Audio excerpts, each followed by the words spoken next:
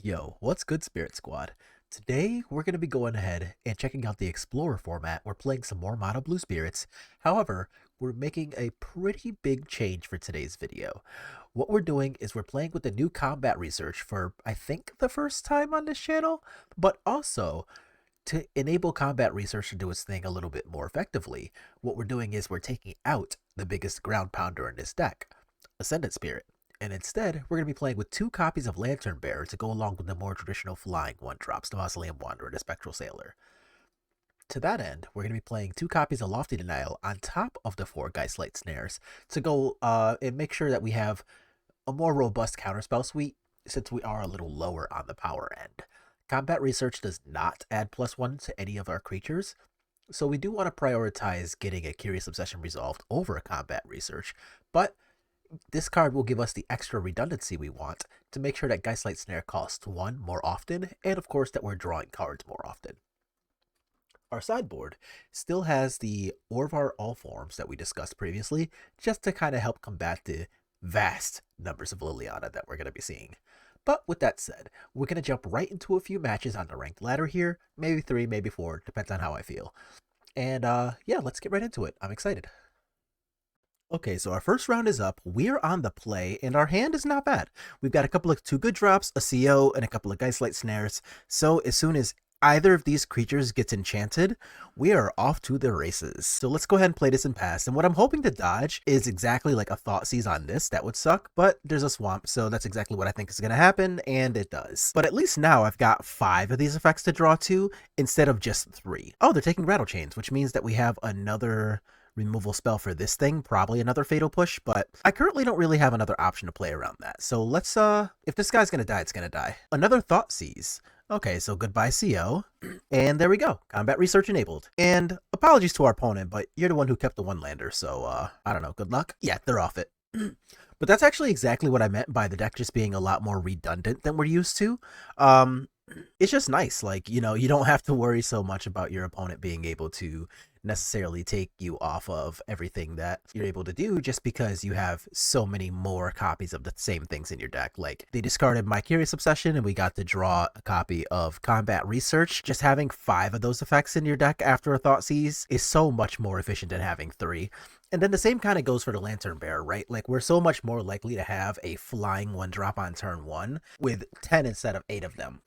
Okay, so this is clearly not it. Let's go ahead and shuffle a new hand. And this is a surprisingly okay 1-lander. So if I draw even 1 land, I can start attacking with, I won't say impunity, but with some efficiency. I've got a couple of 1-drops that I want. I've got a couple of 2-drops to protect them, and a card that's really threatening. So if they Thoughtseize, they probably take this. And as it stands, I'm actually kind of okay with that. Okay, so I've got my 2 pairs set up, so they can either take Rattle Chains and hope to Thoughtseize out the other one and deny my protection, or they can take the unique card in Supreme Phantom, and it looks like they're going to go for Rattle Chains. Also of note, black-white, so they could just be on Greasefang rather than Rakdos. We didn't actually see us land other than Swamp last game, so I sideboarded as if we're playing against Rakdos, but we could be playing against Greasefang. Fabled Passage. Huh, that's a thing you're allowed to play. Okay. So here, let's go ahead and just get my attack for 1 in. And I don't mind just passing and letting Rattle Chains do the work here.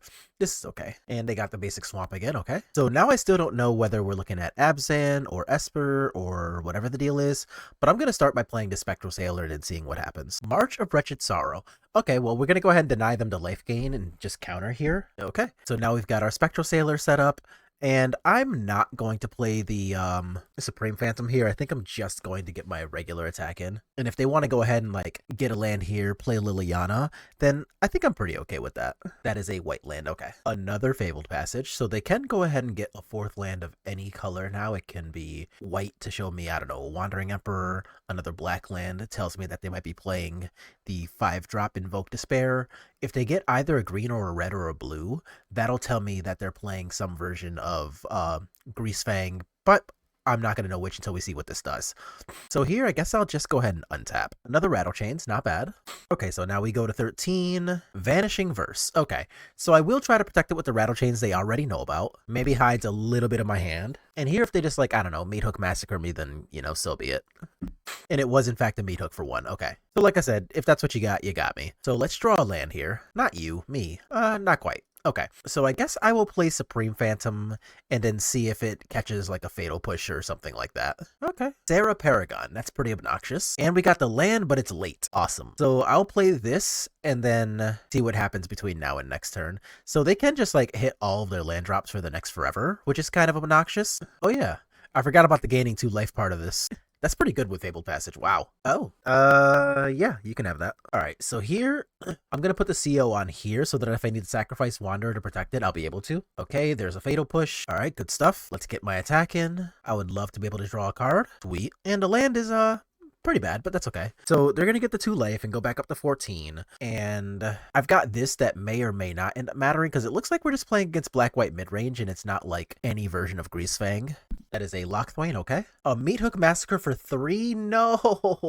So now I can just do this every turn, which probably means I'll give myself another turn to try to get out of this. So when you cast an instant or sorcery, you get a token that's a copy of one of those permanents. Okay. So now I'm going to see if they want to cast a Meat Hook for 5, basically.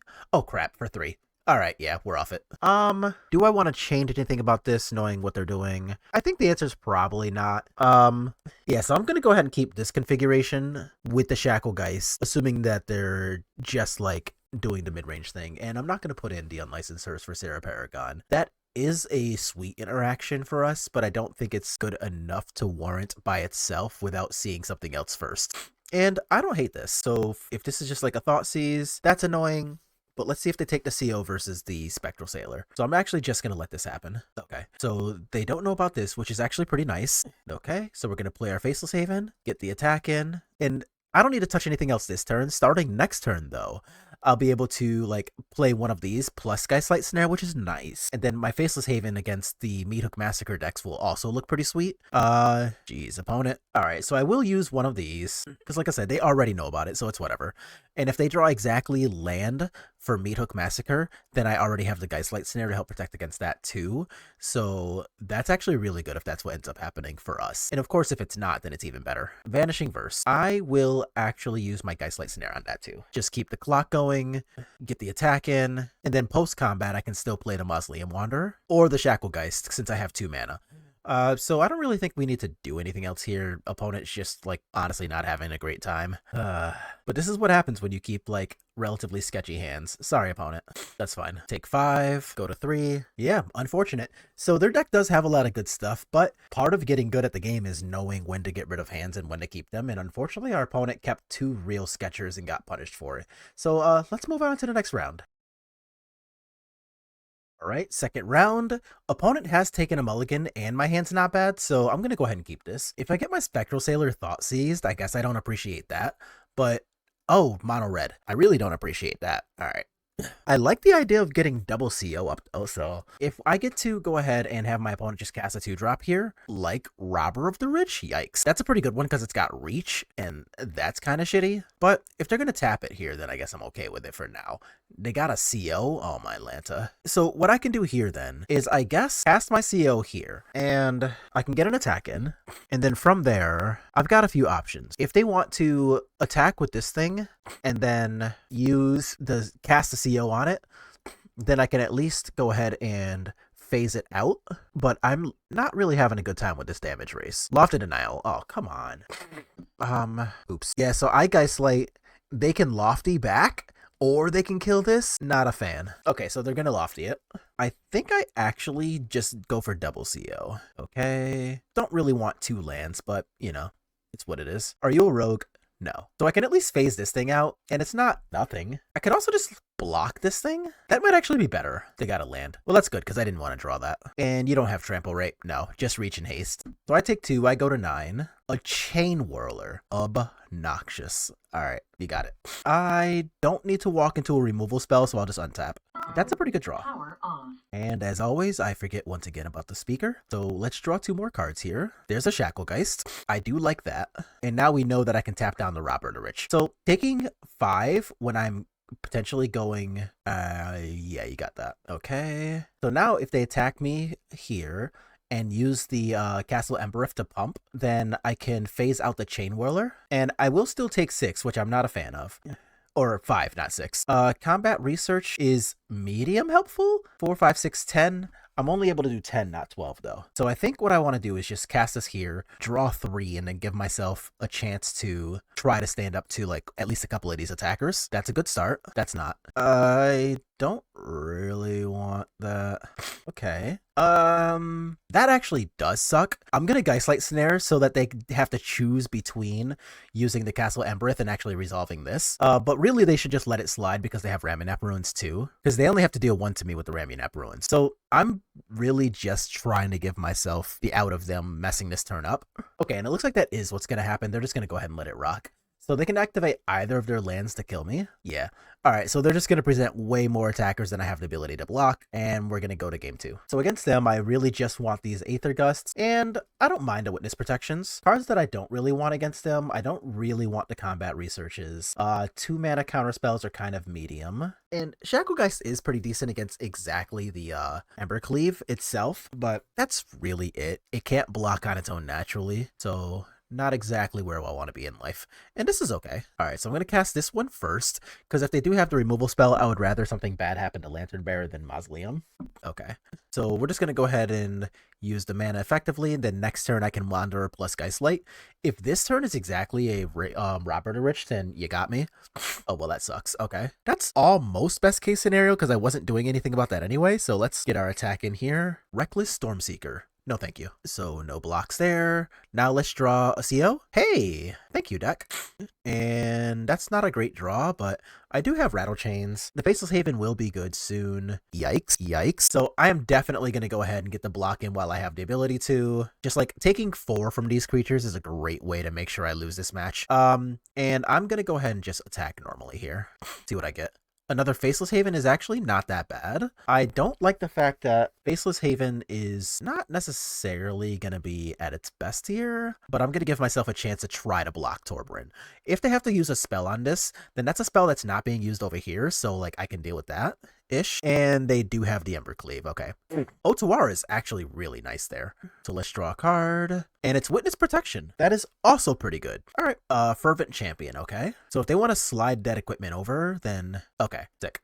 So I'm going to get to do this and bounce the Torbran and then just take the one from the Fervent Champion. So that's actually a pretty good turn sequence for me. So instead of going to like -400, I'm just going to 12, and that's okay. They can equip the Fervent Champion if they want. Yeah, you got it. So here, I'm going to be able to go ahead and do this though. Hell yeah. Go into Witness Protection, my good sir. See if they want to block my Faceless Haven. All right, legitimate business person. Go on somewhere. And it's an island.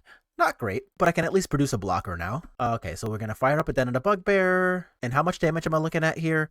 7, 8. I just take that, right? Yeah. And then we can just win with Faceless Haven up. Okay, cool. All right, game 3. Chew. Yeah, these games against Mono Red, they can feel like some BS. But let's go ahead and run it back. This time we're on the draw, which is a lot harder, but I will admit to liking this matchup a lot more than like the Soulscar Mage version of the deck, which plays like Wizard's Lightning and stuff. Because that deck just plays infinite removal for all of our creatures, and this one can be pretty annoying in that regard, but it's not like the same at all. All right, so here I'll take the 1. Not a fan, but it does happen. And then next turn, I can have this in play, Witness Protection something, and then still hold up Geistlight Snare, which is kind of wonderful. Of course, if they go like land Robber the Rich, I'm not a fan of that, but oh, please just go like land Bonecrusher Giant so that I can sack this. Aw, fine. And a Firebrand, so this thing's gonna die to that. That sucks. Oh, okay. Well, let's see. I have options now. I can Witness Protection this, but I think first I should probably try to attack, because I'm not going to get to block. And if this goes ahead and just like kills this, then I can use Rattle Chains to protect it. No? Okay. So now I can hold up Counterspell as well. All things considered, this is probably about as good as it gets for me. Okay. So I take 4 and go to 13. No, that can rock. Okay. Okay. Okay, so we're still not actually trying to use this Fanatical Firebrand, but I will be really glad to do this. They do know that they can kill this Wanderer, but now I'm going to get to untap and then Supreme Phantom and protect Supreme Phantom, so like, I don't even know that this is bad for me. Like, it's not great. I don't enjoy going to 9, but this could be a lot worse. Okay. Ramunap Ruins Castle Embereth. Okay. Okay.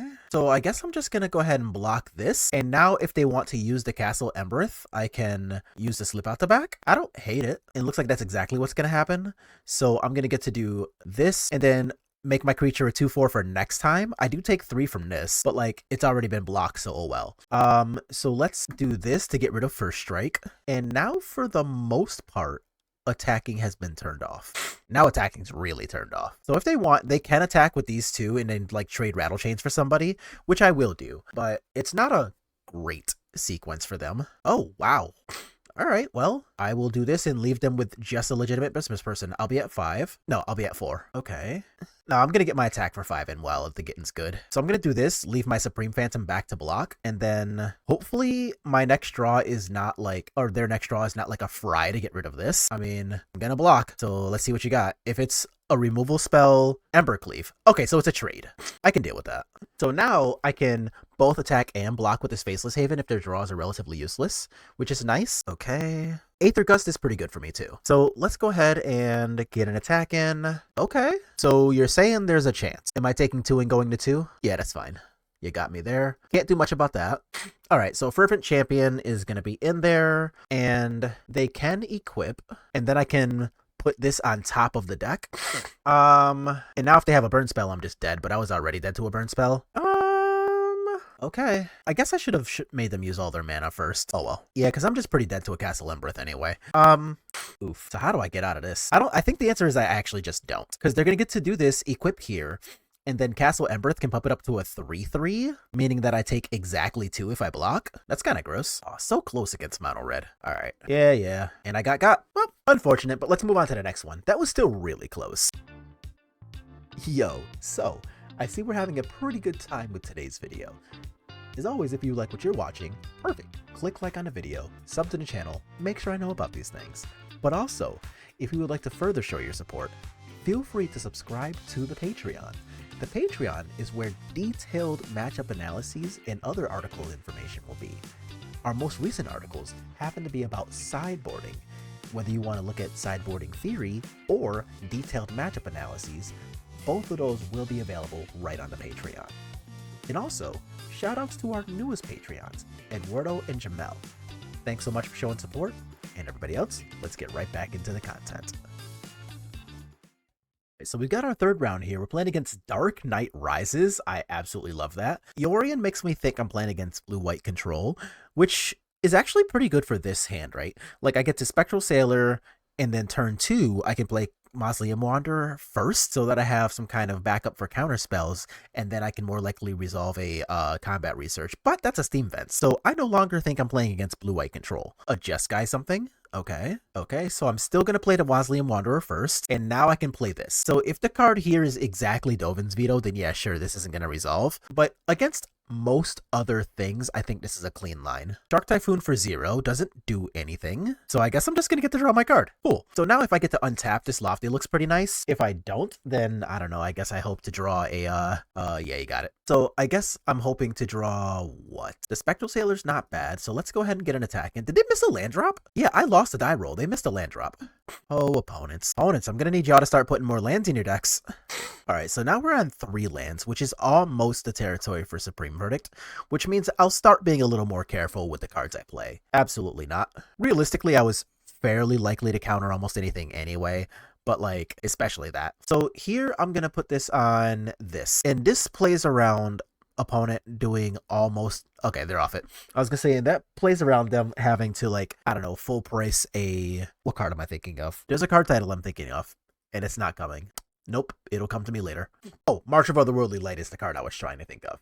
So I want to put my cards like the Combat Researches and the Curious Obsession on my creatures with the highest CMC, so that if they do play March of Otherworldly Light, then at least they have to put extra work into that versus just casting it on one of my 1-drops, and now they can tap 1 mana and maybe exile a card and remain mana efficient. So if my opponent's already locked on mana, I want to make their life as hard as possible, and I think that's just one little extra way to do that. So I'm putting in the Aether Gusts and not any other counter spells, because what I think is going to happen is that my opponent's playing cards like Fires of Invention and Transmogrify is what I think my opponent's doing here. So I would rather give myself a chance to play around all of those shenanigans than anything else. Okay.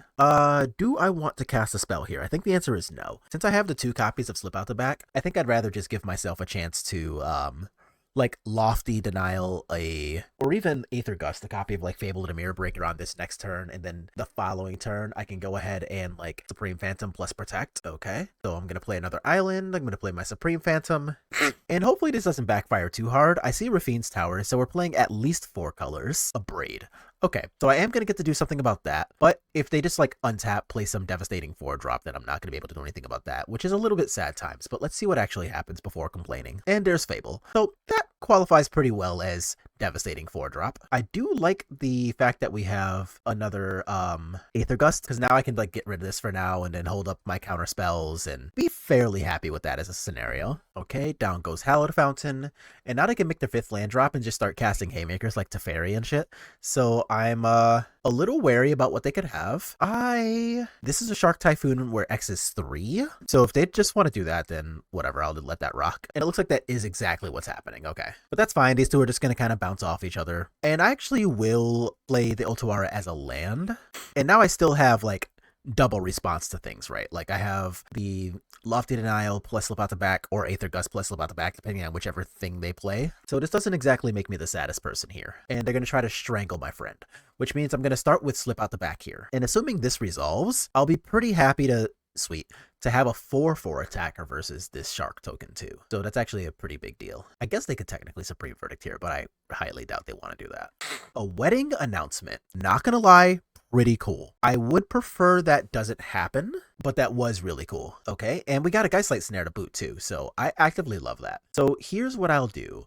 I will fire up this Faceless Haven here, and I will give my opponent a chance to double block the Faceless Haven. Okay, and that's almost ideal because now I still have 2 mana for my counter spells. So what's their best play? Not that. So don't get me wrong, it is still really good. Do I want to make them tap out for it? So how bad is this really? They cast this, they can get rid of my Jackalgeist, leave me with just Supreme Phantom. Yeah, alright. They are going to get rid of my Supreme Phantom and take this down to a 3/3. Okay. And if they buy Yorion, then I don't mind Aether Gusting to get rid of Kiki-Jiki. Oh crap. I wanted to do that in their second main, not in their actual end step. Shoot. Mistakes were made. Yeah, mistakes were made. Crap. That was really big too. I actually think I should move to game 3. Yeah. Alright, so what I wanted to do was to do this in their second main phase so that they activated here. When they do that, they have to go ahead and sacrifice a token at end of turn. This is on top of their deck. Then I can untap, fire this up, holding up my Geistlight Snare, and then get rid of Wandering Emperor or attack their face as I choose.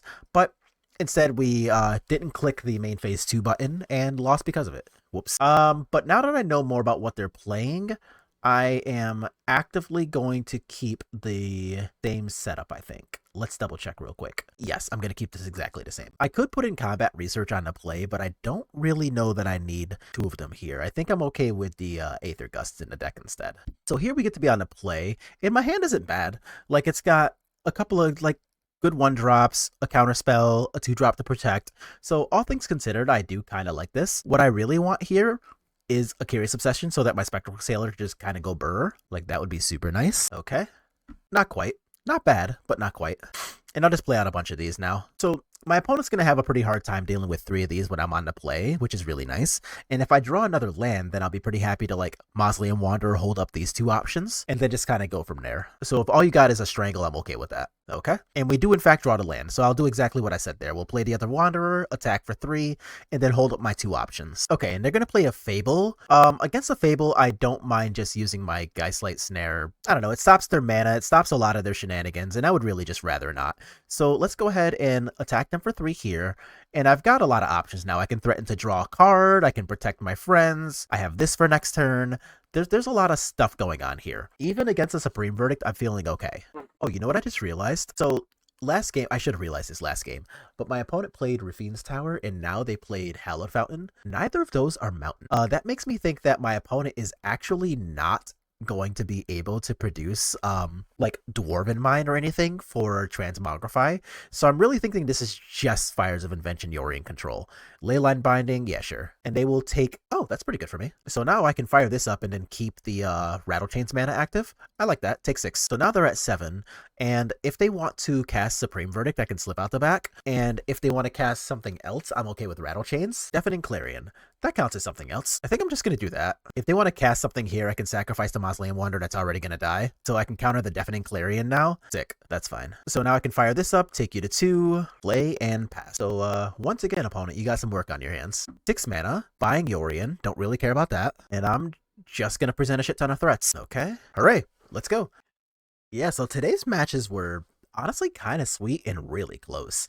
We ended up having a not super close fight against the black-white mid-range deck, but honestly, I think that opponent just didn't really have their priorities on the correct mulligans there, because they kept a couple of hands without lands, really, and being stuck on 2 against a deck that plays Mausoleum Wanderer and Slip Out the Back as a black deck is just not really where you want to be in life. So that one kind of came to bite them in the butt. Our match against Mono Red was really close. Like, I'm honestly pretty glad that we were able to take it to that close, even without something super dedicated to the Mono Red deck, right? Like, we didn't play any Cerulean Drakes or Aetherseer Harvester or, you know, anything like that. But that was still a very, very close matchup. Even though they got started with like a Fanatical Firebrand, which is basically perfect against our entire deck. We also just got done beating up on like a Jeskai, what I assume is Fires of Invention, or 4-color Fires of Invention deck. And they got to do a lot of the stuff they wanted to as well, right? Like, they cast Sweepers, they had Dovin's Veto to make things uncounterable, they had Shark Typhoons in multiples, they had like resolved Kiki Jikis in play. So the fact that we were able to overcome all of these really powerful things, and in the case of the Mono Red deck, almost win a match that is honestly horrendous for us, I still really like the position of Mono Blue in the format. So that's going to be our matches for today. As always, just make sure to let me know if you like what you're watching today. Click like on the video, let me know. Subscribe to the channel if you haven't already done so. That does help a lot. And with that, I'll see y'all on the next one.